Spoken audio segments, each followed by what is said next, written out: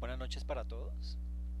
Hoy continuando con nuestro tema de títulos valores y debido a varios mails que he recibido en donde algunos manifiestan tener algunas dudas, si bien es cierto en la sesión pasada pues tocamos las generalidades de los títulos valores, hoy voy a ahondar más en varios de ellos, ¿sí? Vamos a ver qué significan, cómo operan, cómo es que circulan en el mercado de valores y de esta manera pues dar mayor claridad al tema, ¿ok?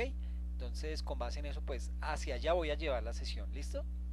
Bueno, ya entrando de lleno en materia, la legislación colombiana en tema de títulos valores pues fue desarrollada bajo los lineamientos generales del proyecto de ley uniforme de títulos valores para América Latina que se conoce en el argot popular como el proyecto INTAL, ¿ok?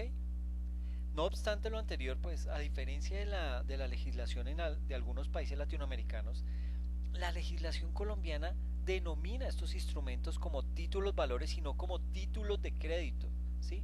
E inicia la exposición del tema con un capítulo de generalidades en donde se definen y se explican algunos elementos comunes a los títulos valores, ¿ok? Para posteriormente señalar toda la regulación particular aplicable a cada una de las distintas clases de estos títulos valores, ¿sí? La normativa de los títulos valores se encuentra compilada en el Código de Comercio, en la sección denominada de los títulos valores, que comprende el título tercero del libro tercero del mencionado código, ¿ok? Que eso lo habíamos visto la semana anterior, ¿listo? Bueno, así las cosas, vamos a entrar ya en materia, viendo todo lo que es las generalidades de los títulos valores. En este orden de ideas, pues vamos a ver varias cosas.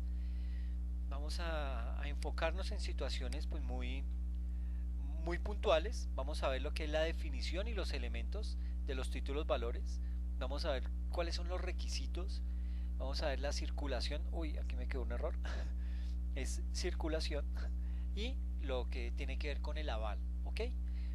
Frente al tema de definición y elementos, pues nos vamos a orientar en varios temas que son la documentación necesaria, la incorporación de un derecho, la literalidad del título, la autonomía y la legitimación del derecho. ¿Ok? Esto frente a definición y elementos.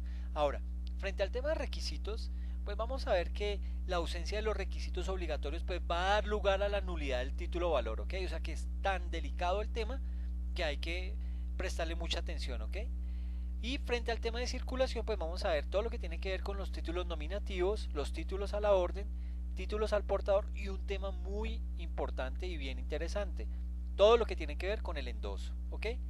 Y cerraremos con todo el tema del aval, en donde pues haremos énfasis en qué es el aval, cuál es su alcance y en este orden de ideas pues vamos a determinar que el aval es una garantía cambiaria mediante la cual se garantiza en todo o en parte el pago de un título o valor, ¿ok? Entonces en este orden de ideas vamos a empezar a guiar toda nuestra presentación. Vamos a arrancar inicialmente viendo todo lo que es la definición y elementos, ¿ok? Vamos a tocar los temas de la documentación necesaria, la incorporación de un derecho, la literalidad del título, la autonomía y la legitimación del derecho, ¿ok? Perfecto. Ya entrando en materia, frente a todo el tema de generalidades de los títulos valores, pues una parte bien importante es todo aquello que define y nos indica cuáles son los elementos de los títulos valores, ¿ok? En ese orden de ideas, pues la definición y los elementos que conforman los títulos valores, frente a esto, pues la legislación colombiana define a los títulos valores en todo el artículo 619 del Código de Comercio en los siguientes términos. Dice que los títulos valores son documentos necesarios para legitimar el ejercicio del derecho literal y autónomo que en ellos se incorpora, ¿ok? Pues la definición es más extensa, pero la quiero dejar ahí porque vamos a ir ahondando en cada una de ellas, ¿ok? Esta definición comprende los elementos que caracterizan los títulos valores, como son su carácter documental y necesario, la incorporación del derecho, la literalidad, la autonomía y la legitimación para el ejercicio del derecho, elementos que vamos a entrar a analizar ya mismo, ¿ok? Entonces vamos a iniciar con el primero de ellos, que es el documento necesario. ¿Ok? Ese documento necesario, en primer lugar, es de señalar que en la medida en que los títulos valores son documentos que incorporan un derecho, la calidad documental es esencial para el nacimiento, para la conservación y para el disfrute del derecho incorporado en ese título valor. Sin eso, pues no es posible hacerlo efectivo, ¿sí? No es posible transmitirlo a un tercero, no es posible utilizarlo como garantía, ¿ok? O sea que des en cuenta lo importante que es, ¿ok? Así las cosas, y de acuerdo con la doctrina, el documento no tiene una función probatoria sino de disposición, por cuanto integra el instrumento que atribuye a su tenedor legítimo la posibilidad de disponer del contenido del mismo, de hacerse, de obtener el beneficio de ese título valor, ¿ok? De ahí la importancia de los títulos valores, ¿ok? El otro tema bien importante es el que tenemos con el numeral 2, que se denomina incorporación del derecho. Y frente a la incorporación del derecho, pues esto se refiere a todo lo que es la materialización de un derecho intangible en el documento, ¿ok? Por lo tanto, este elemento es el que le da lugar a la unidad entre el derecho y el documento. Era un poco lo que explicábamos la sesión anterior, en donde en donde tratábamos de objetivizar lo subjetivo, ¿sí? Escoger una operación que es intangible, la materializamos en un título valor y ya ahí la estamos haciendo palpable y la estamos haciendo materializable, ¿ok? Para el autor José Ignacio Narváez, que es un jurista muy reconocido y autor de varios libros a nivel nacional, él determina que la incorporación, él la define como esa conexión entre el título y el derecho que representa, ¿sí? En virtud de la cual se determina el contenido del mismo, ¿ok? Frente al tema de la literalidad, que es el punto tercero, literalidad del título, en este tema, la literalidad del título pues constituye la delimitación en el alcance y contenido del derecho consignado en el título, ¿ok? Esto significa que el derecho incorporado y cualquier otro elemento accesorio al título son los que aparecen escritos en el documento. De ahí la importancia de la literalidad del título. Es decir, con la literalidad es en donde usted delimita el alcance de ese título valor. Le da unas fechas, tanto de inicio y de vencimiento, le coloca unas tasas de interés, le coloca la cantidad que se espera, la cantidad por la cual se creó ese título valor, etcétera, etcétera. Muy importante ese tema, ¿ok? Todo lo que tiene que ver con la literalidad del título aparece plasmado en el artículo 626 del Código de Comercio en los siguientes términos. Dice, y lo voy a resumir, el suscriptor de un título quedará obligado conforme al tenor literal del mismo. O sea, ahí ya se está dando toda la importancia al tema de la literalidad. El mismo artículo 626 lo hace, lo enfatiza. ¿Ok? Entonces es un tema de mucho cuidado para los títulos valores. El cuarto tema, que tiene que ver con la autonomía, frente a este tema, el artículo 627 del Código de Comercio señala expresamente que todo suscriptor de un título valor se obligará autónomamente, ¿sí? Las circunstancias que invaliden la obligación de alguno o algunos de los signatarios, o sea, de los que firman el título, no afectarán las obligaciones de los demás, ¿sí? En tal virtud, la autonomía consiste en la independencia de las partes en su posición jurídica y en relación con los derechos transferidos en el proceso de circulación del título valor, lo cual implica que pues que cada adquiriente del título valor, pues valga la redundancia, adquiere un derecho independiente al del tenedor anterior, ¿ok? Y por lo tanto el derecho de cada uno de los suscriptores no se va a ver afectado por las excepciones personales que hubieran podido oponerse a los anteriores, ¿ok? Es totalmente diferente. Y ya para finalizar con este capítulo, la legitimación para el ejercicio del derecho, frente a eso ¿qué quiere decir? Sucede que la legitimación hace referencia a la facultad que tiene el tenedor del título, o sea, el dueño del título valor, siempre y cuando lo haya adquirido conforme a su ley de circulación para ejercer o disponer del derecho incorporado en el documento. Lo anterior y de conformidad con la presunción contenida en el artículo 647 del Código de Comercio, acorde con la cual se considerará tenedor legítimo del título a quien lo posea conforme a su ley de circulación. ¿Listo? Esos 5 temas son bien importantes y son la base de los títulos valores, ¿ok? El otro tema que vamos a entrar a ver tiene que ver con los requisitos, y dentro de los requisitos pues hacemos énfasis en que la ausencia de los requisitos obligatorios da lugar a la nulidad del título valor, ¿ok? En ese orden de ideas pues vamos a entrar a ver esos requisitos legales de los títulos valores. ¿Listo?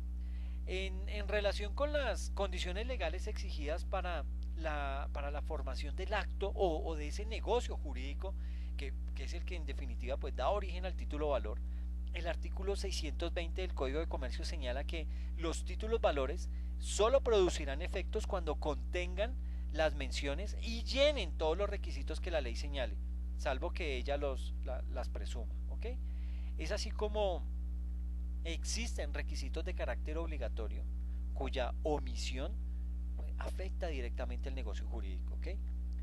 Y lo afecta tales como la mención del derecho y la firma de quien lo crea, y otros que no lo invalidan, como el lugar de cumplimiento o el ejercicio del derecho, la fecha y el lugar de creación. De pronto eso no lo invalidan, pero si ya crean de pronto algo de ambigüedad al momento de la creación del título, ¿ok?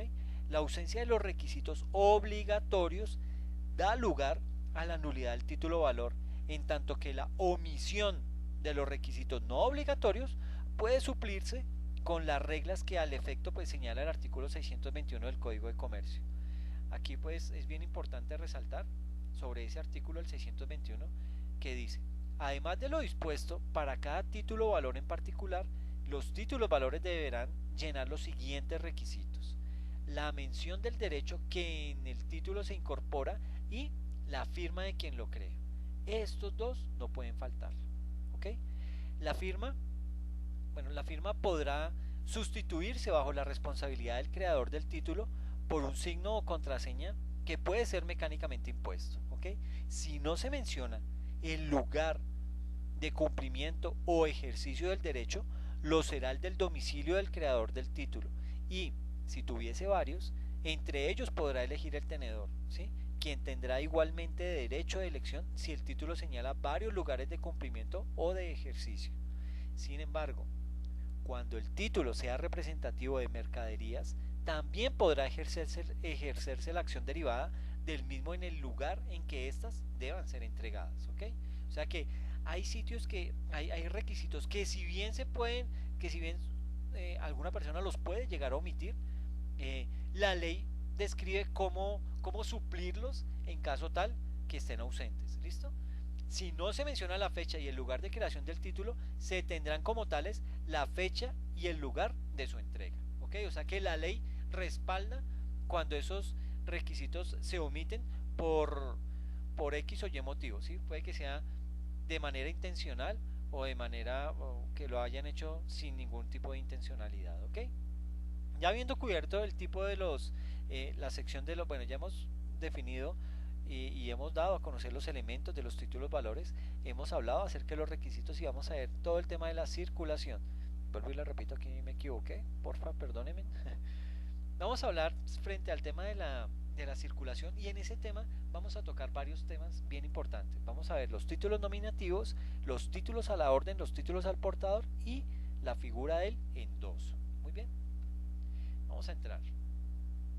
En el tema de la circulación, que es el que nos atañe en este momento, la circulación de los títulos valores hace referencia a la forma de negociarlos, ¿sí?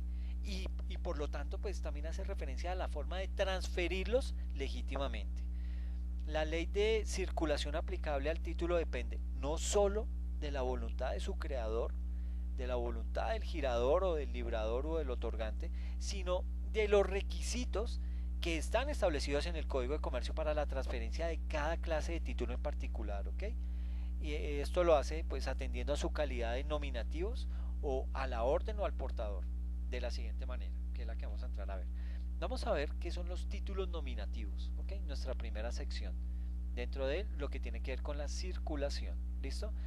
El artículo 648 del Código de Comercio señala que el título valor será nominativo cuando en él o en la norma que rige su creación para su transferencia, además del endoso y la entrega del título material, se exija la inscripción del tenedor en el registro que debe llevar el creador del título, tal como ocurre en el caso de los bonos, ¿ok? Eso hace, esa es básicamente la importancia de los títulos nominativos, ¿ok?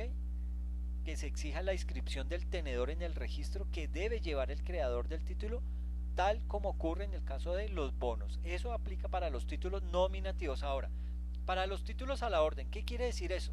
Los títulos a la orden, de acuerdo con el artículo 651 del Código de Comercio, son aquellos que se expiden a favor de determinada persona, en los cuales se agrega la cláusula a la orden, ¿ok?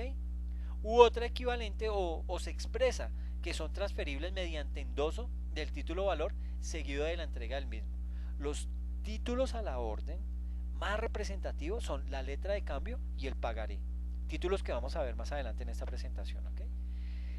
El siguiente es el denominado títulos al portador, y frente a eso pues el artículo 668 del Código de Comercio señala explícitamente que son títulos al portador aquellos que han sido expedidos a favor de persona indeterminada y que se transfieren simplemente con la entrega, ¿ok? Como ejemplo de estos tipos de títulos puede citarse el cheque cuando se coloca como girado al portador, ¿ok? Es de pronto el caso más común. En conclusión, para ejercer los derechos incorporados en los títulos nominativos, estará legitimada la persona que figure tanto en el texto del título como en el libro de registro de su creador. En los títulos a la orden pues estará legitimado quien tenga la calidad de endosatario y posea el documento físicamente. Y en los títulos al portador, quien lo detente materialmente, ¿ok?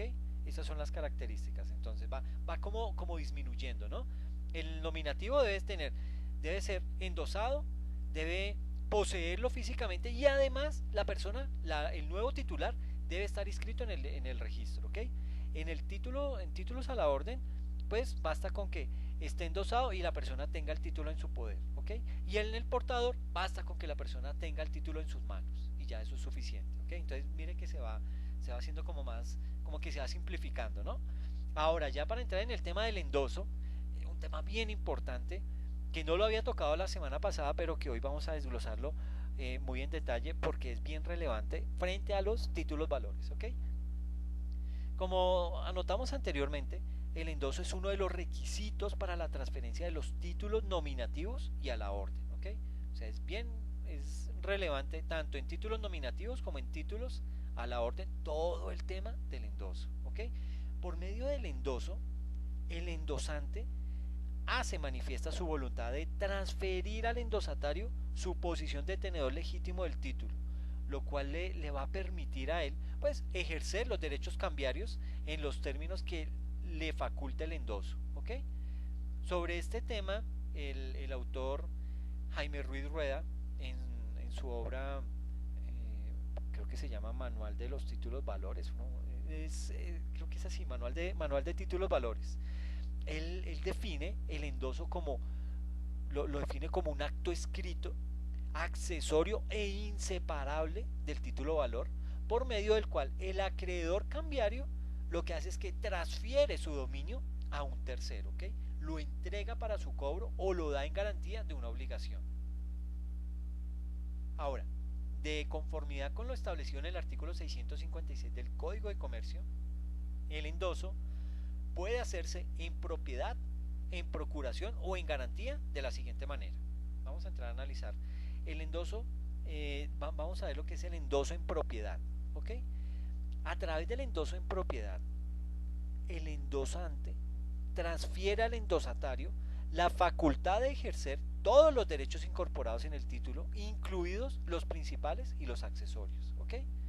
Cuando hablo del endosante, es la persona que está endosando el título y lo va a entregar al endosatario, que es el que recibe el título y es el que va a ser de ahora en adelante el poseedor de ese título valor, ¿ok? El endoso en propiedad debe constar por escrito en el mismo título, y si no está en el título debe estar en una hoja adherida al mismo, ¿ok? Y deberá contener la firma del endosante, la fecha y el nombre del endosatario, ¿ok? Asimismo, debe ser puro y simple, es decir, no debe estar sujeto a condición alguna. ¿Listo? Eso para el endoso en propiedad. Ahora, existe un endoso en procuración. ¿Qué quiere decir eso? El artículo 658 del Código de Comercio señala que el endoso que contenga la cláusula en procuración o que contenga la cláusula al cobro u otra equivalente no transfiere la propiedad, pero sí faculta al endosatario para cobrar el título judicial o extrajudicialmente, para endosarlo en procuración o para protestarlo, y señala que el endosatario tiene los derechos y obligaciones de un representante, ¿ok? Las facultades que se otorgan al endosatario son: primero, presentar el título para su aceptación; segundo, cobrarlo judicial y extrajudicialmente; tercero, endosarlo en procuración o al cobro; y por último, los derechos y obligaciones de un representante, ¿ok? Eso frente al endoso en procuración.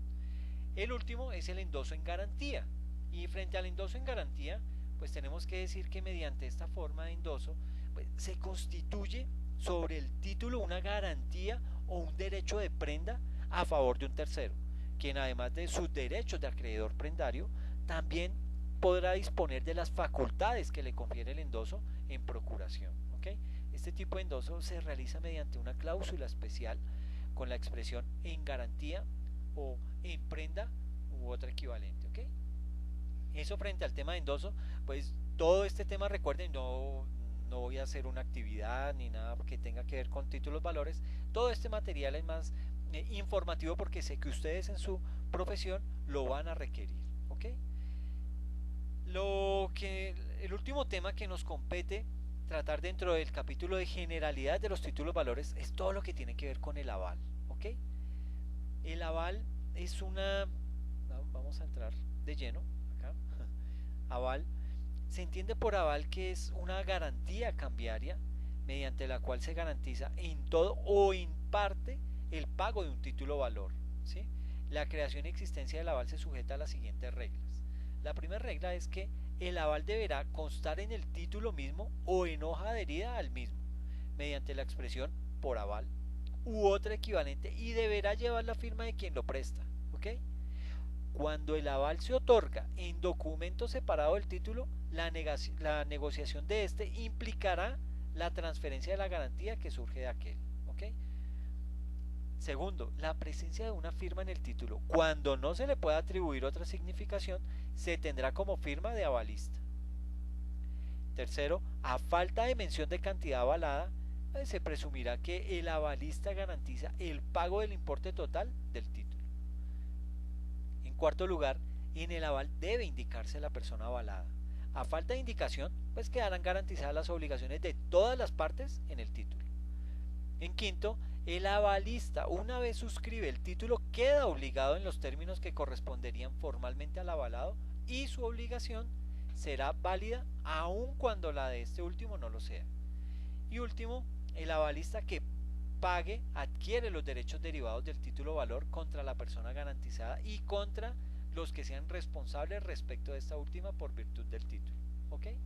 Eso, pues como para cerrar el tema del aval, porque juega un papel preponderante dentro de los títulos valores, ¿ok? Vamos a ver lo que son las distintas especies de títulos valores, ¿sí? Los tipos de títulos valores que hay en el mercado, bueno, por lo menos en Colombia, ¿ok? Dentro del tema de títulos valores, como lo hemos hablado desde el comienzo, el artículo 619 del Código de Comercio establece que los títulos valores pueden ser de contenido crediticio, pueden ser corporativos o de participación, y de tradición o representativos de mercancías. esta clasificación pues atiende a la clase de derecho o prestación cambiaria que se incorpora en el título, tal como se explica a continuación.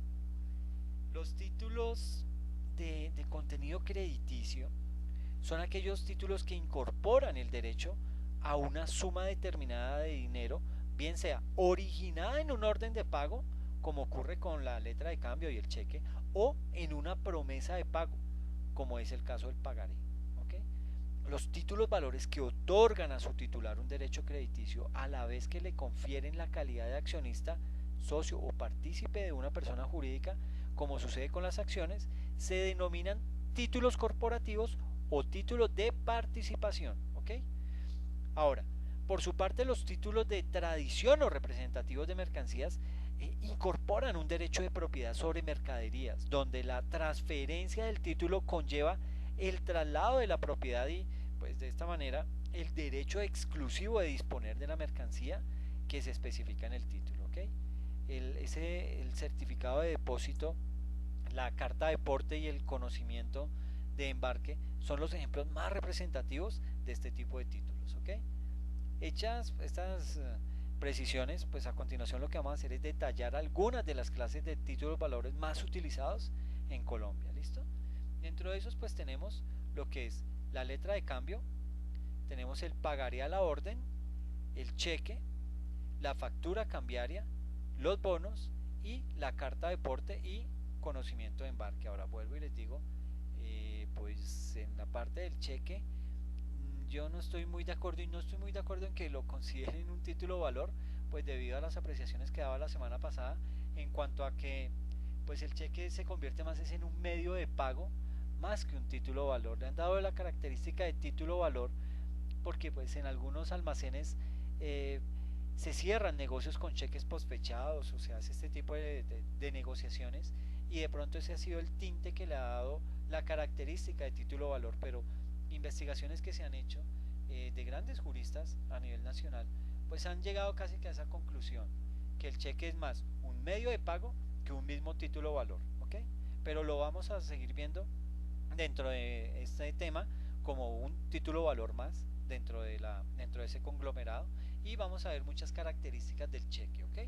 De igual manera pues lo vamos a hacer con los tipos de títulos valores que hemos estado especificando en este slide. ¿Ok? Bueno, vamos a ver lo que es la letra de cambio. ¿Listo? La letra de cambio es un título valor de contenido crediticio por el cual una persona denominada girador, librador o creador es el que ordena a otra que se denomina el girado o el librado el pago incondicional a un tercero denominado beneficiario o tenedor. Y lo hacen por lo general de una suma de dinero en una fecha y en un lugar específicos. ¿Ok? Frente a este tema de la letra de cambio, vamos a ver varios aspectos. Vamos a ver los requisitos que se deben configurar para la elaboración de la letra de cambio. Vamos a ver las cláusulas, la aceptación, la presentación y el protesto. ¿Ok? Vamos a arrancar con los requisitos. ¿Listo?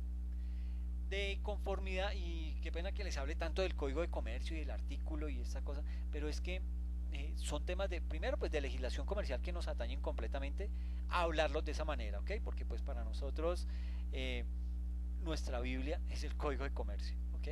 Entonces pues a lo largo de esta presentación voy a hacer mucho énfasis frente a artículos del código de comercio con el ánimo de darle más peso al tema, que vean que pues la preparación de la sesión se hizo con bases reales y justificables, ¿ok?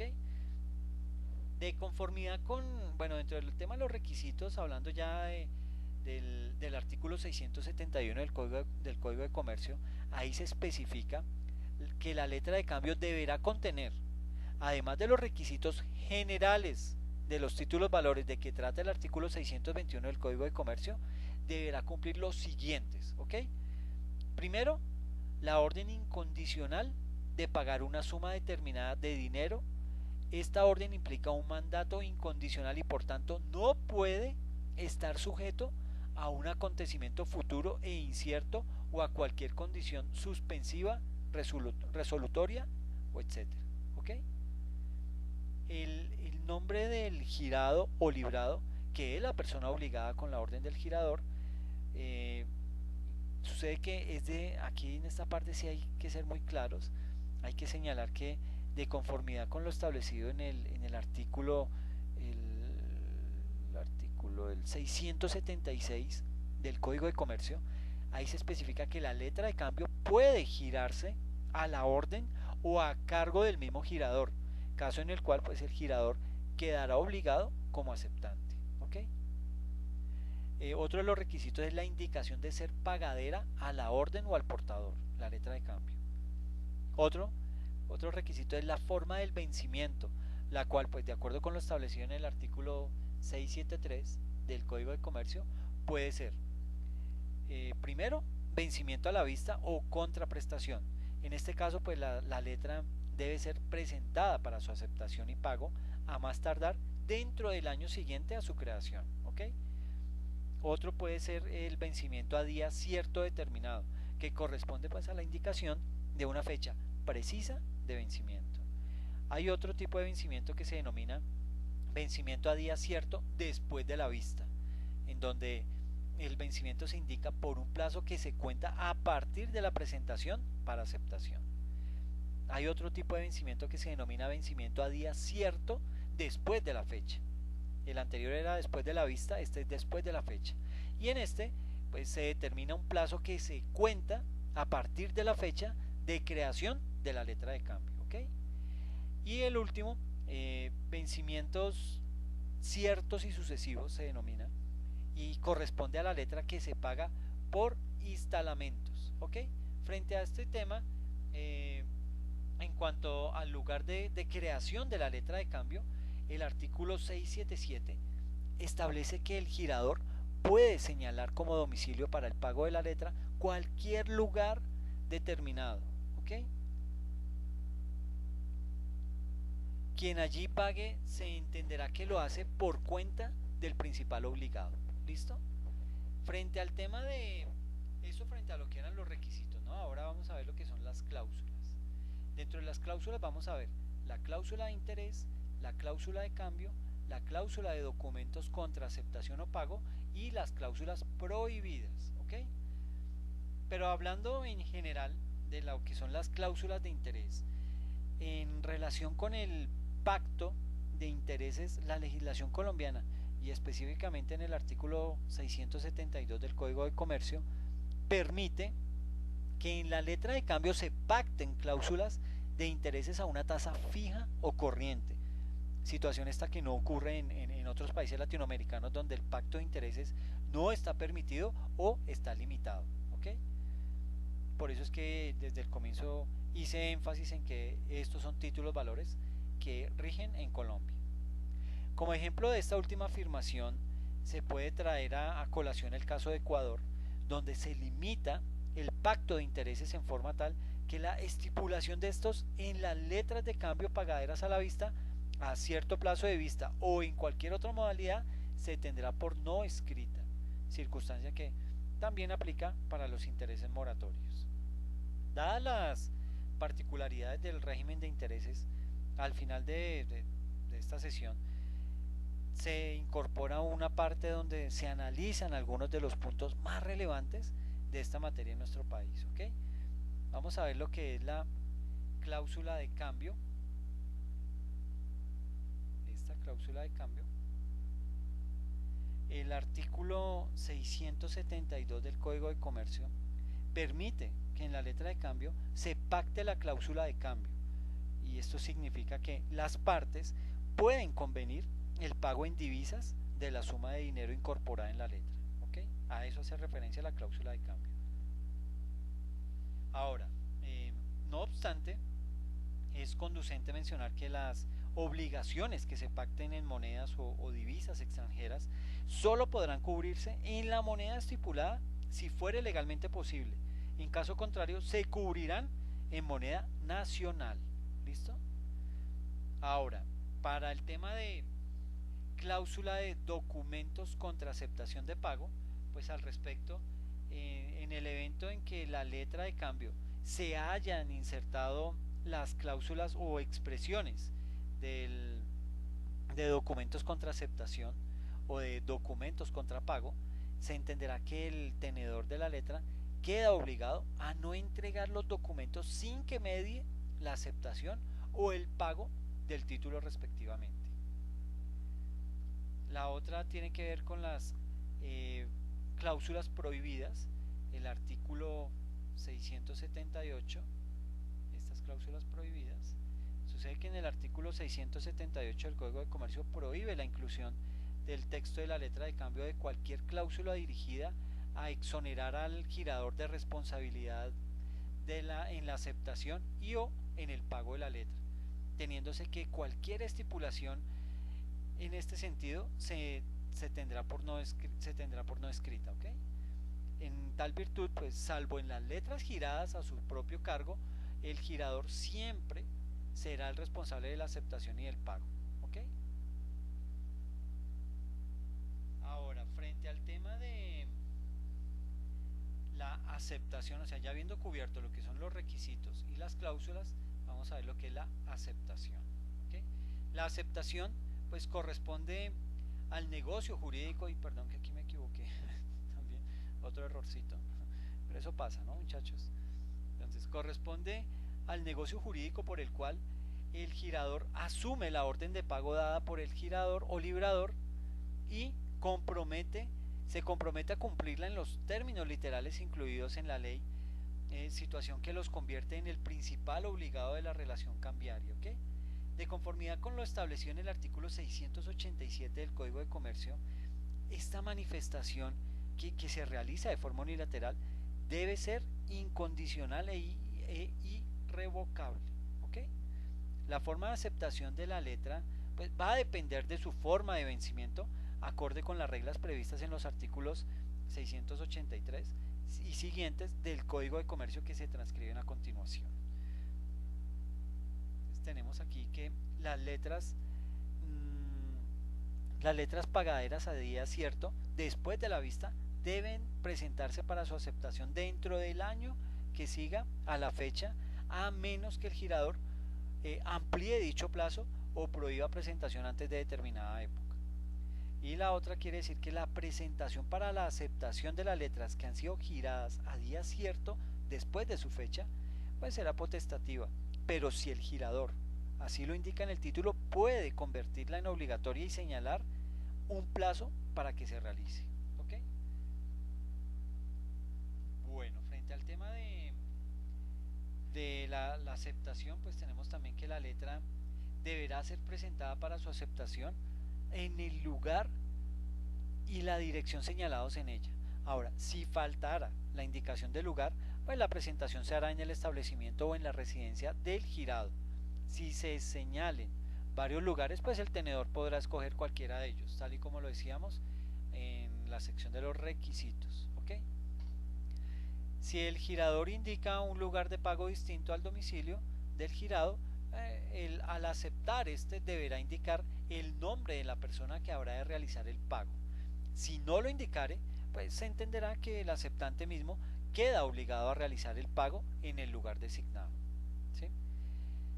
La aceptación se hará constar en la letra misma por medio de la palabra acepto u otra equivalente y la firma del girado. La sola firma será bastante o será suficiente para que la letra se tenga por aceptada. Por último, si la letra es pagadera a día cierto después de la vista o cuando, en virtud de indicación especial, deba ser presentada dentro de un plazo determinado, el aceptante deberá indicar la fecha en que aceptó y, si la omitiere, podrá consignarla en el tenedor. ¿Ok?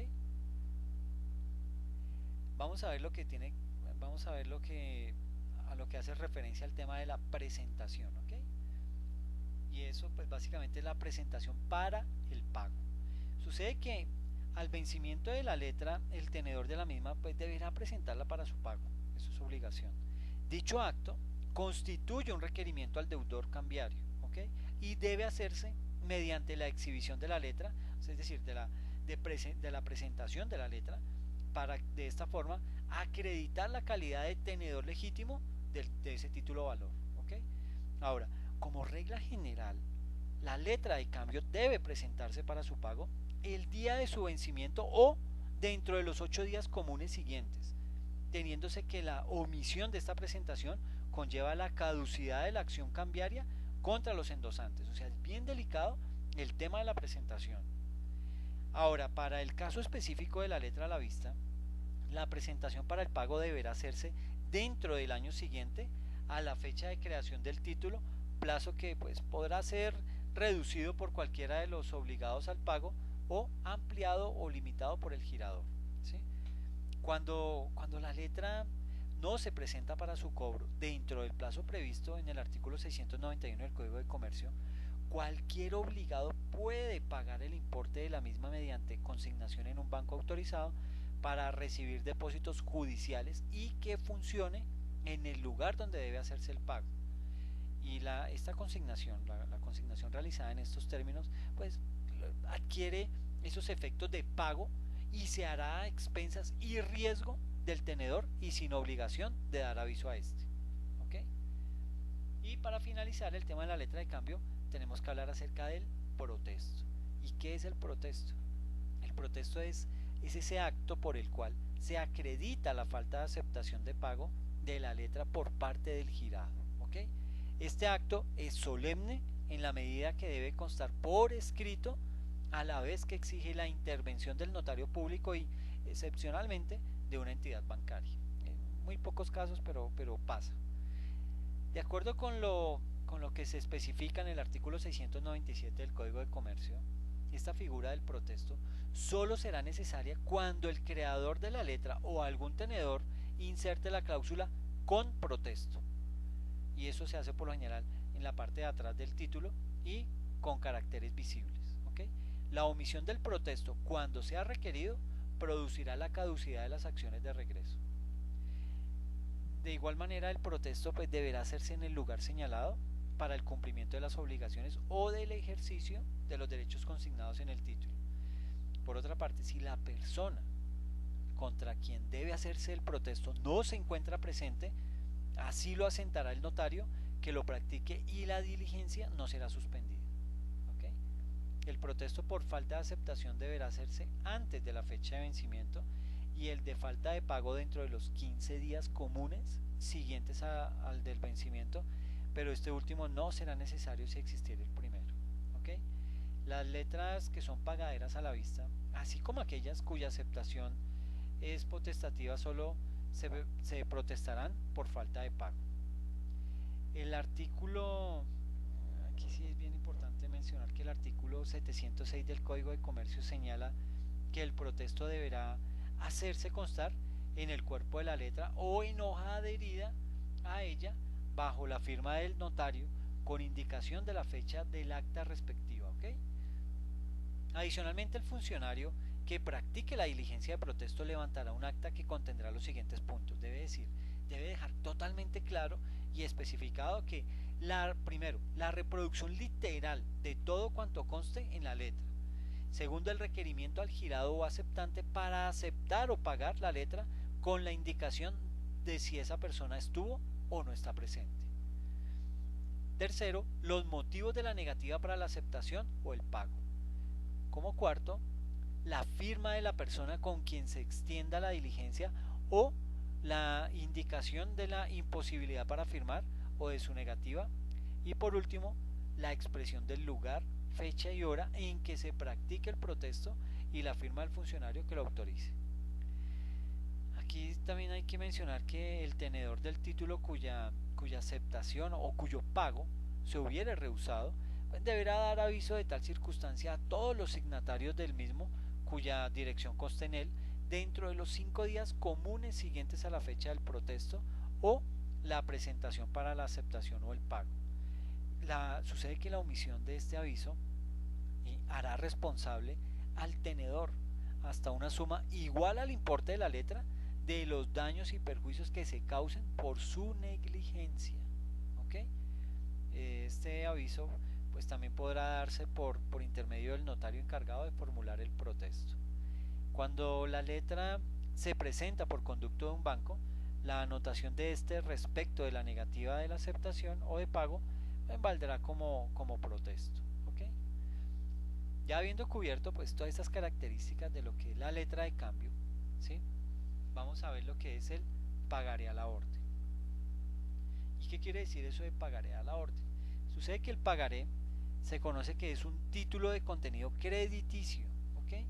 Por el cual una persona llamada otorgante promete incondicionalmente pagar una suma determinada de dinero a otra denominada tomador o beneficiario, a su orden o al portador. ¿Ok? De acuerdo con lo establecido en el artículo 709 del Código de Comercio, el pagaré deberá contener, en adición a los requisitos que establece el artículo 621 del Código de Comercio, los siguientes. Primero, la promesa incondicional de pagar una suma determinada de dinero. Segundo, el nombre de la persona a quien deba hacerse dicho pago. Tercero, la indicación de ser pagadero a la orden o al portador. Y por último, la forma del vencimiento. ¿Ok? El suscriptor del pagaré se equipará al aceptante de una letra de cambio. Serán aplicables al pagaré en lo conducente las disposiciones relativas a la letra de cambio. O sea, aplican las mismas reglas de la letra de cambio. ¿Ok? Y ya habiendo visto lo que es el pagaré a la orden, vamos a entrar a un tema que es un poquito extenso, pero que vale la pena prestarle mucha atención, y es todo lo que tiene que ver con el cheque. Bien, primero pues vamos a ver lo que es la definición del cheque, los requisitos, la provisión de fondos, la limitación de la negociabilidad, la presentación y pago y los cheques especiales. Bien, vamos a empezar entonces primero con todo lo que es la definición. ¿Listo? El cheque es otra especie de título o valor de contenido crediticio expedido en un formulario preimpreso que sale de la chequera, ¿sí? Y a cargo de un banco, que solo puede ser pagado a la orden o al portador. Ahora, para, para el autor Jaime Ruiz Rueda, él define el cheque como un título o valor suscrito sobre un formato bancario preimpreso contentivo de una orden incondicional de pagar una cantidad determinada de dinero dirigida por el girador contra una entidad bancaria o librado para ser cancelado a su presentación con fundamento en un contrato de cuenta corriente bancaria celebrado entre los dos. Un poco extensa y como con tintes de complejidad, pero bueno, vale la pena mencionarla porque es una de las definiciones más acertadas que hay en el Código de Comercio. Bueno, en el Código de Comercio no, en la literatura que habla acerca de este tipo de títulos valores. Dentro de la sección denominada requisitos tenemos lo siguiente. Sucede que el cheque solo puede ser expedido en formularios impresos de cheques o chequeras y a cargo de un banco.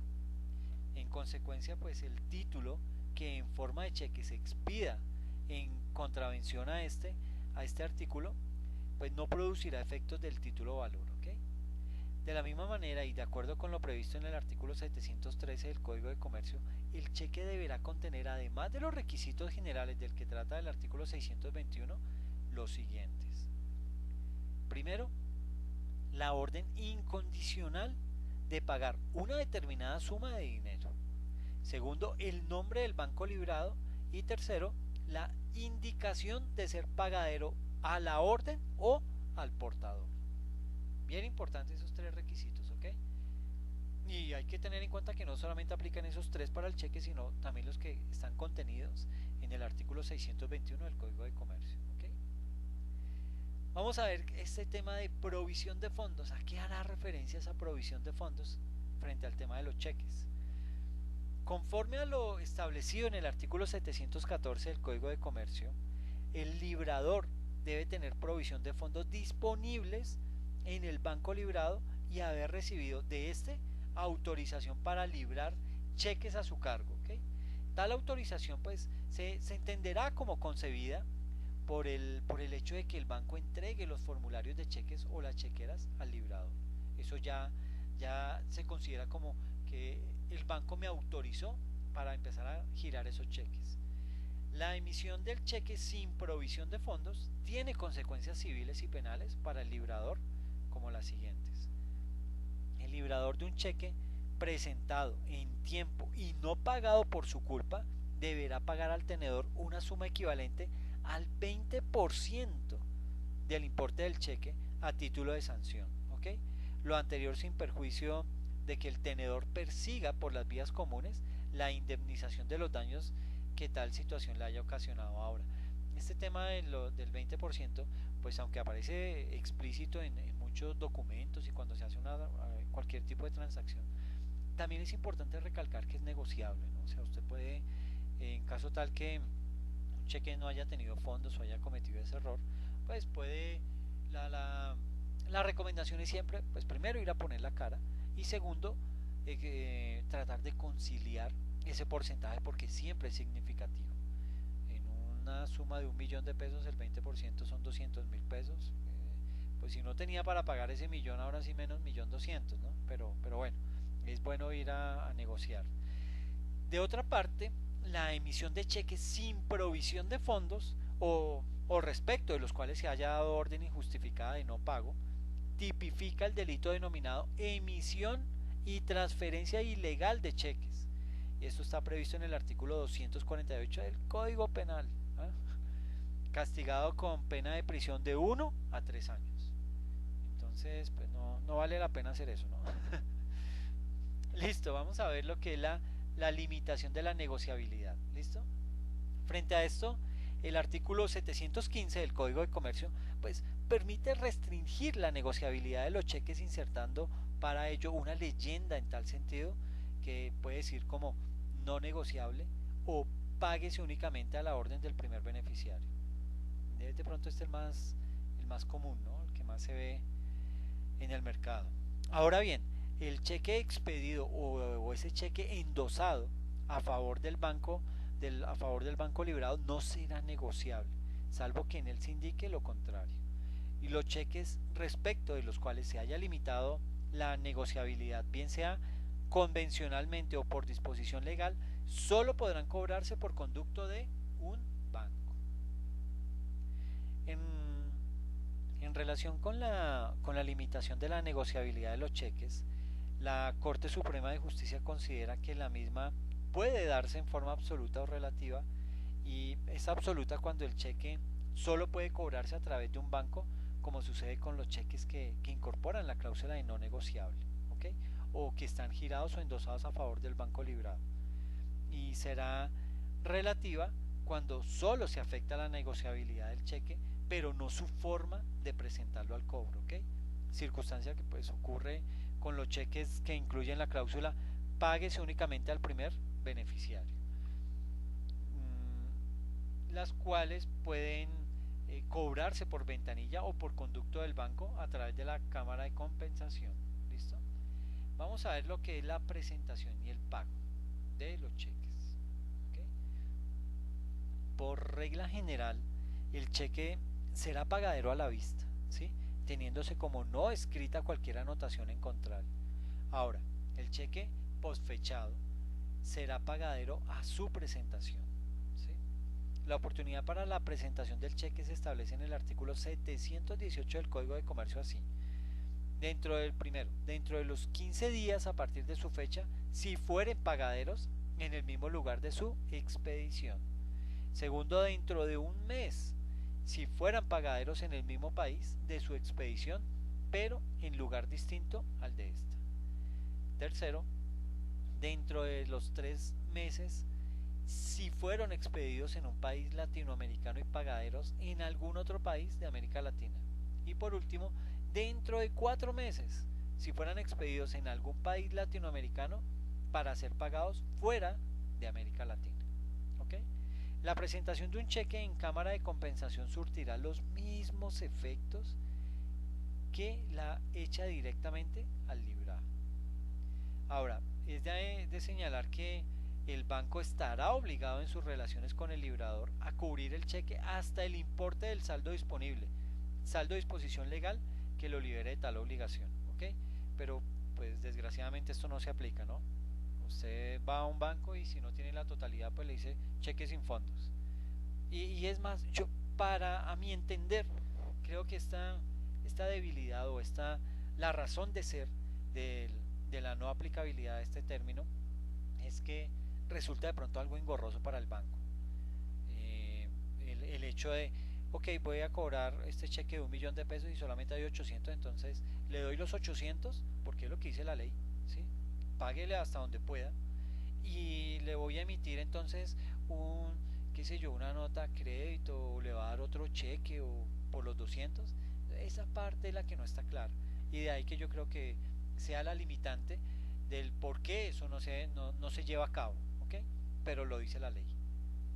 Ahora, si los fondos disponibles no fueren suficientes para cubrir el importe total del cheque, el librado deberá ofrecer al tenedor el pago parcial hasta el saldo disponible, aun cuando el cheque no hubiere sido presentado en tiempo, ¿sí? El librado deberá pagarlo si tiene fondos suficientes del librador o hacer la oferta de pago parcial siempre que se presente dentro de los 6 meses que sigan a su fecha de vencimiento.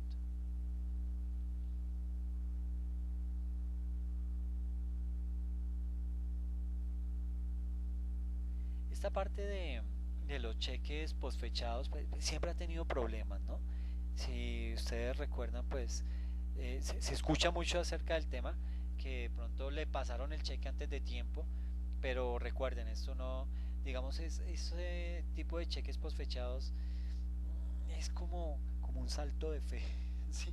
Que se da en donde una persona que quiere hacer un negocio pues da ese cheque con la garantía de que se lo va a pagar hasta esa fecha, pero esto no implica que yo como titular o como tenedor de ese cheque no me pueda acercar al banco y lo pueda hacer eh, efectivo hoy mismo, ¿ok? Eso no funciona de esa manera. Es decir, si la persona que tiene ese título lo consigna o lo va y lo cobra, ya lo puede hacer sin ningún inconveniente, ¿ok? Ahora, cuando sin causa justa se niegue el banco a pagar un cheque o no haga el ofrecimiento de pago parcial prevenido, pagará al librador a título de sanción una suma equivalente al 20% del importe del cheque o del saldo disponible sin perjuicio de que dicho librador persiga por las vías comunes la indemnización de los daños que se le ocasionen. El tenedor del cheque podrá rechazar el pago parcial, pero si lo admite, el banco librado pondrá en el cheque la respectiva constancia del monto pagado y devolverá el título al tenedor. ¿Ok? Ahora el librador podrá revocar el cheque bajo su responsabilidad, ¿sí? Aunque no hayan transcurrido los plazos para su presentación, notificada la revocación al banco, este no podrá pagar el cheque. La anotación que el librado o la cámara de compensación imponga en el cheque de haber sido presentada en tiempo y no pagado total o parcialmente surtirá los efectos del protesto que vimos anteriormente. ¿Okay? En cuanto al tema de la caducidad de la acción cambiaria, ahí es bueno señalar que la acción contra el librador y sus avalistas caduca por no haber sido presentado y protestado el cheque en tiempo, siempre y cuando durante el plazo de presentación el librador hubiere tenido fondos suficientes en poder del librado y, por causa no imputable al librador, el cheque dejó de pagarse. La acción cambiaria contra los demás signatarios caduca por la simple falta de presentación o protesto oportuno. ¿Listo? Ahora vamos a ver un tema bien interesante. Se denomina cheques especiales, ¿ok? Frente a eso pues vamos a ver varias clases de cheques que se manejan en el mercado. Frente a los cheques especiales, pues estos cheques pueden ser ordinarios o especiales, ¿sí? Los primeros se rigen pues por las normas generales, en tanto que la creación y circulación de los segundos, o sea, los cheques especiales, se sujetan al cumplimiento de ciertas reglas especiales. Los cheques especiales pueden ser cheques cruzados, pueden ser cheques para abono en cuenta, cheques certificados, cheques fiscales, cheques con provisión de fondos, cheques de gerencia, cheques de viajero, etcétera, etcétera, etcétera. ¿Okay? Hay todo tipo de cheques. Ahora, a su vez los cheques especiales también pueden ser mixtos. Vale la pena decir que incorporan al mismo tiempo algunos de los elementos de los especiales, caso en el cual quedan sometidos a la regulación de las dos clases. ¿Okay? Lo anterior ocurre, por ejemplo, en el caso del cheque cruzado, que incorpora la cláusula para abonar a la cuenta del primer beneficiario. ¿Sí? Eso frente al tema de cheques especiales. Listo, vamos a ver lo que es el cheque cruzado. Frente al tema del cheque cruzado y de conformidad con lo establecido en el artículo 734 del Código de Comercio, el cheque cruzado es aquel en cuyo anverso o por la parte de atrás el librador o el tenedor trazó dos líneas paralelas oblicuas, señal que indica que el cheque solo puede ser cobrado por un banco a través de la cámara de compensación. ¿Ok? Si entre las líneas del cruzamiento aparece el nombre de un banco, el cruce se denomina especial y el cheque solo podrá ser cobrado a través del banco cuyo nombre aparece entre las líneas o por el banco a quien el anterior lo endose para el cobro. ¿Ok? El cruce solo podrá ser modificado por el librador, él es el que tiene la autonomía y el derecho de poder saltar, de poder obviar esa posibilidad, o si ya aparece adscrita en el título valor, pues el mismo la puede levantar. ¿Ok? Existe otro tipo de cheque denominado para abono en cuenta. ¿Sí? El artículo 737 del Código de Comercio señala que el librador o el tenedor puede prohibir que el cheque sea pagado en efectivo insertando la expresión para abono en cuenta u otra similar en este caso. Para este tipo de casos, pues el banco librado solo podrá pagar el cheque abonado abonando su importe en la cuenta que lleve o abra el tenedor. ¿Sí? El banco que pague en contravención a lo prescrito responderá por el pago irregular. Se puede meter en un lío grande. Y el tercero es el tipo de cheque certificado. ¿Ok? Sucede que cuando el librador o el tenedor de un cheque exija que el librado certifique la existencia de fondos disponibles para su pago, se habla que es un cheque certificado. ¿Ok? Por virtud de esta certificación, la cual también puede darse mediante las expresiones visto bueno u otras equivalentes suscritas por el librado, el girador y todos los endosantes, quedan libres de toda responsabilidad, ya que el banco librado asume la obligación de pago ante la presentación oportuna. ¿Ok? La certificación que expide el banco librador no puede darse de manera parcial ni recaer sobre cheques al portador. ¿Ok? El librador no podrá revocar el cheque certificado antes de que transcurra el plazo de presentación. ¿Listo?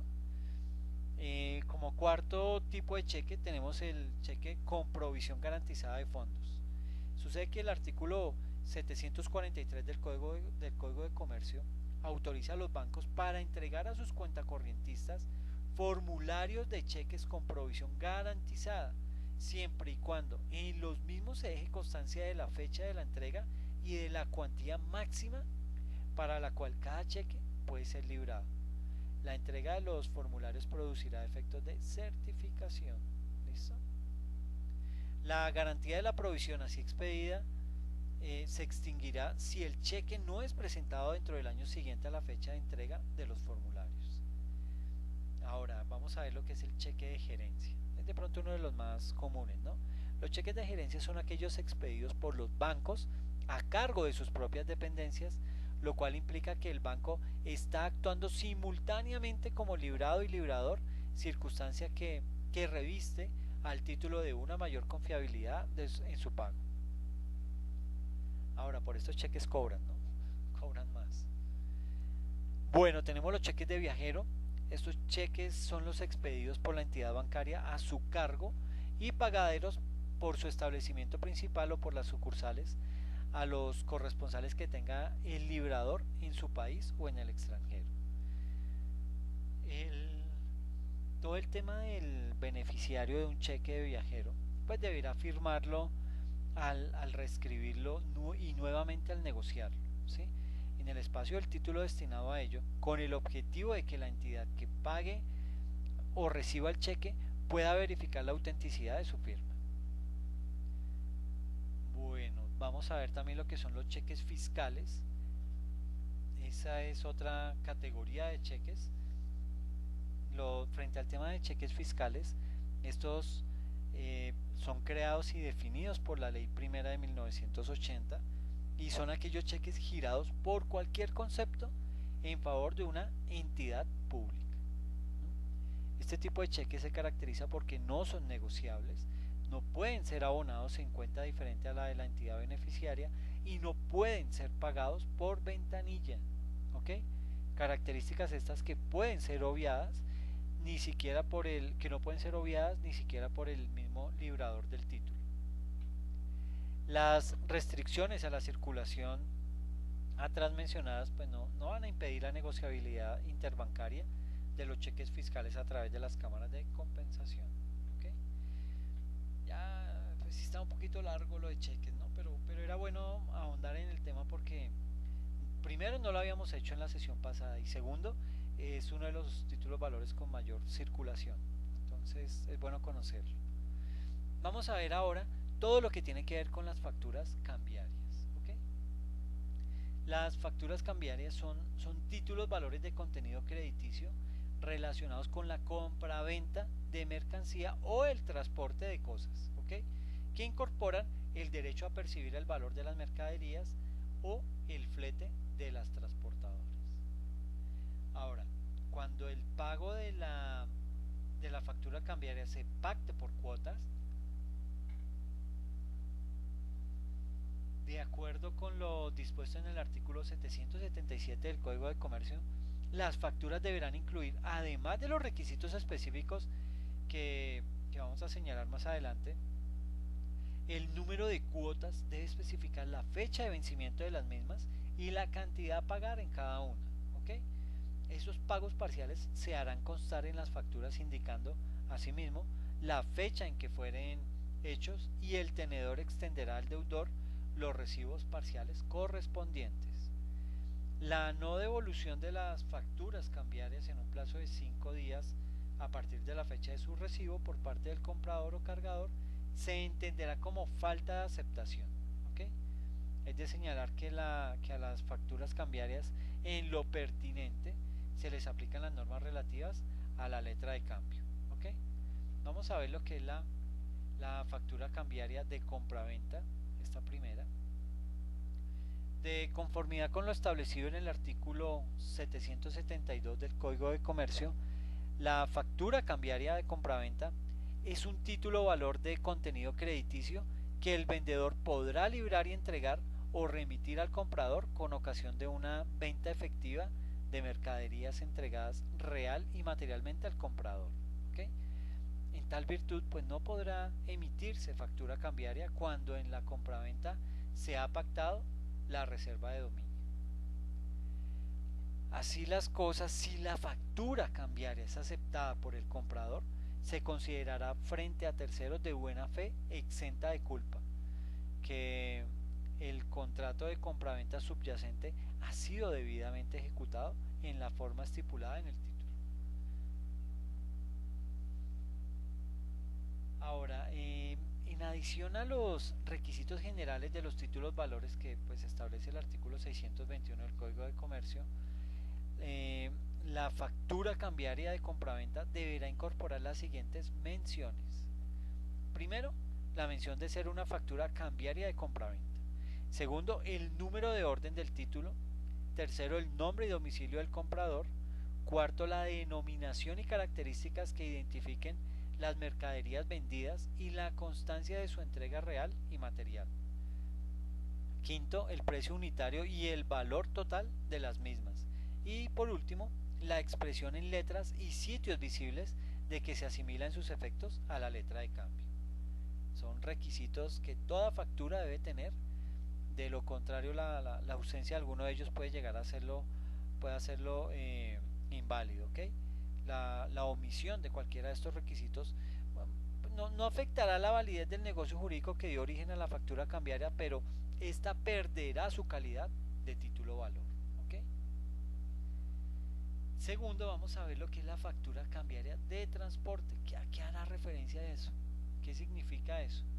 Sucede que la factura cambiaria de transporte también es un título valor que el transportador podrá librar y entregar o enviar al remitente o cargador por razón de un contrato de transporte efectivamente ejecutado. ¿Okay? Esta factura cambiaria de transporte deberá contener, además de los requisitos que se establecen en el artículo 621 del Código de Comercio, yo creo que es el artículo que más hemos mencionado, ¿no?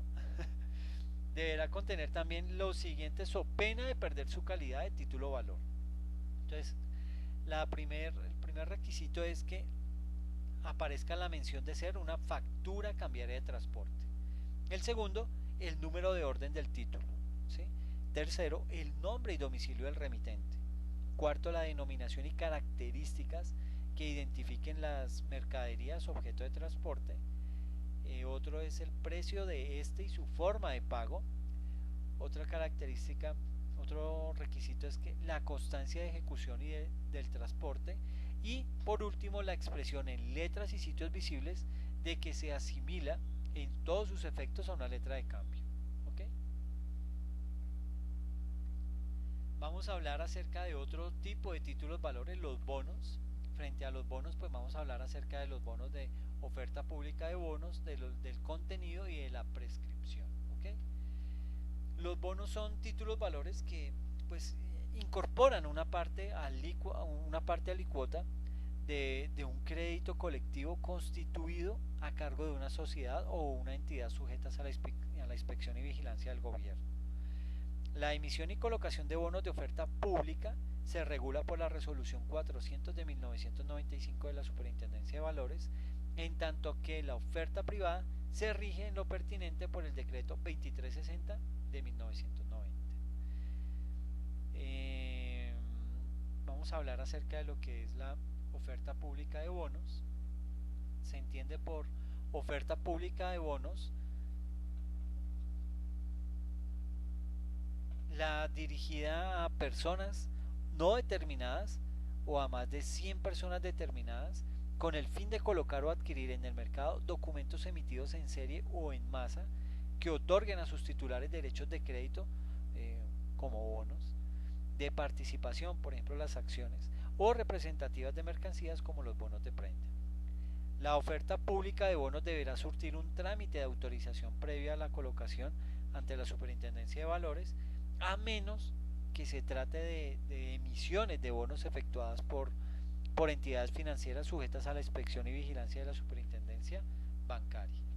Ahora bien, de conformidad con lo establecido en el artículo 1.2.4.1 de la citada resolución 400, toda entidad que tenga capacidad de acuerdo con su régimen legal podrá emitir bonos para ser colocados mediante oferta pública con el cumplimiento de los siguientes requisitos. El primero es que el monto de la emisión de bonos objeto de inscripción en el Registro Nacional de Valores e intermediarios para la realización de la oferta pública o para inscripción en bolsa no debe ser inferior a 2.000 salarios mínimos legales mensuales vigentes. ¿Ok? Segundo, que cuando se trate de realizar la emisión de bonos convertibles en acciones o de bonos con cupones para la suscripción de acciones con el objeto de realizar oferta pública o con el de posterior inscripción en la bolsa, pues se requerirá que las acciones se encuentren inscritas en la bolsa de valores. En tal caso, estos bonos también deberán inscribirse en bolsa. ¿Ok? Ahora, no obstante lo anterior, pues no se requerirá que las acciones estén inscritas en una bolsa de valores cuando se cumpla una cualquiera de las siguientes condiciones. Primero, que los bonos vayan a ser colocados exclusivamente entre los accionistas. Segundo, que los bonos vayan a ser colocados exclusivamente entre acreedores con el objeto de capitalizar obligaciones de la sociedad emisora, siempre y cuando se trate de créditos ciertos debidamente comprobados y adquiridos con anterioridad a la emisión de bonos. Y por último, que se trate de bonos de riesgo.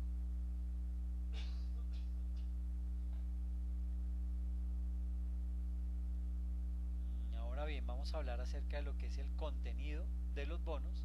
Frente al tema del contenido, pues es bien importante mencionar que en cuanto al contenido de los títulos representativos de bonos, el artículo 1.2.4.3 de la resolución 400 de 1995 determina las siguientes enunciaciones mínimas que deben tener los bonos. ¿Ok?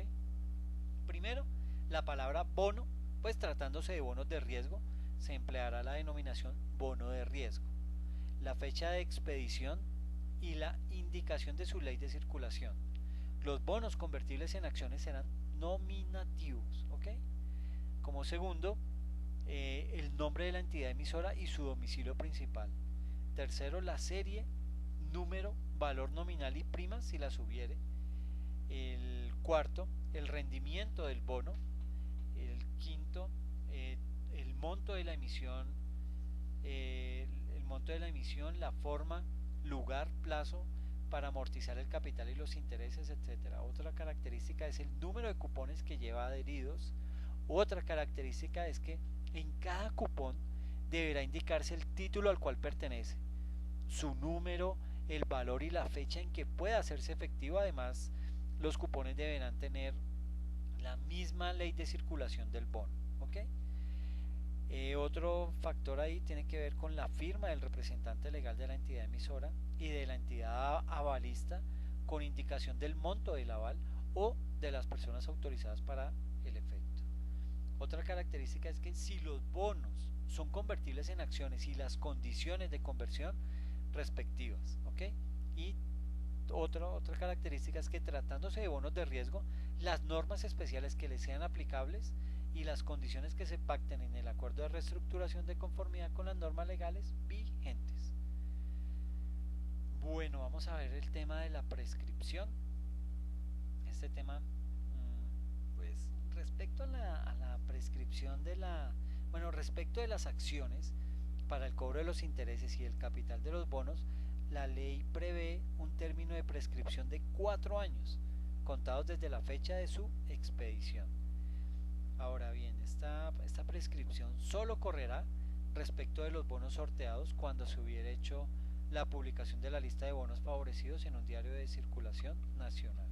¿Listo? Esto pues frente al tema de los bonos, era bueno mencionarlo. Y ya para finalizar pues vamos a ver lo que es la carta de porte y embarque, ¿ok? La carta de porte y el conocimiento de embarque corresponde a la clase de títulos valores representativos de mercancías, ¿ok? Teniéndose que la carta de porte es utilizada para el transporte terrestre y el conocimiento de embarque es empleado en el transporte aéreo y marítimo, ¿ok? Uno cubre todo el transporte terrestre y el otro el transporte marítimo y aéreo, ¿ok? Estos títulos se rigen por las normas previstas en los artículos 767 a 771 del Código de Comercio, sin perjuicio de las normas que regulan los contratos de transporte terrestres, marítimo y aéreo, ¿ok? Frente a este tema, pues el artículo 768 señala los requisitos especiales que deben cumplir estos títulos valores, en adición a los generales. Vuelve y juega nuestro artículo 621, ¿ok? Aparte de los que aparecen relacionados en el artículo 621, la carta de porte y embarque debe contener, primero, la mención de ser carta de porte o conocimiento de embarque. Segundo, el nombre y el domicilio del transportador. Tercero, el nombre y domicilio del remitente. Cuarto, el nombre y el domicilio de la persona a quien o a cuya orden se expide, o la mención de ser al portador. Como quinto, el número de orden que corresponde al título. Sexto, la descripción pormenorizada de las mercancías objeto del transporte y la estimación de su valor. Séptimo, la indicación de los fletes y demás gastos del transportador, de las tarifas aplicables y la de haber sido o no pagos los fletes. ¿Listo? Otra de las características es la mención de los lugares de salida y de destino. Otra, la indicación del medio de transporte. Y por último, si el transporte fuere por vehículo determinado, los datos necesarios para su identificación. ¿Ok? Bueno, si no se indicare en esta carta de porte y embarque la fecha de recibo de las cosas por el transportador, se presumirá que éste las recibió en la fecha de emisión de dichos documentos, ¿sí? Adicionalmente, el artículo 769 del Código de Comercio pues establece que si media un lapso entre el recibo de las mercancías y su embarque, el título deberá contener además la mención de ser recibido para embarque. Segundo, la indicación del lugar donde habrán de guardarse las mercancías mientras el embarque se realiza. Y tercero, el plazo fijado para el embarque. Listo, la carta de porte al conocimiento de embarque se aplicarán en lo pertinente las normas relativas a la letra de cambio y al pagaré. ¿Ok? Bueno muchachos, con esto hemos terminado todo el tema de títulos valores, pues espero sea un tema productivo que les sirva aquí en adelante. Eh, Hay que estar muy pendiente de pues toda la literatura, de los cambios que puedan surgir dentro de estos títulos valores, aunque no es que cambien con mucha frecuencia, pero por lo general puede surgir un título valor en un momento determinado y es de este hay que empezar a documentarnos, ¿no? Bueno, les agradezco muchísimo la atención prestada y esta sesión les queda publicada hoy mismo en su plataforma, ¿ok? Muchas gracias por la atención. Que pasen bien.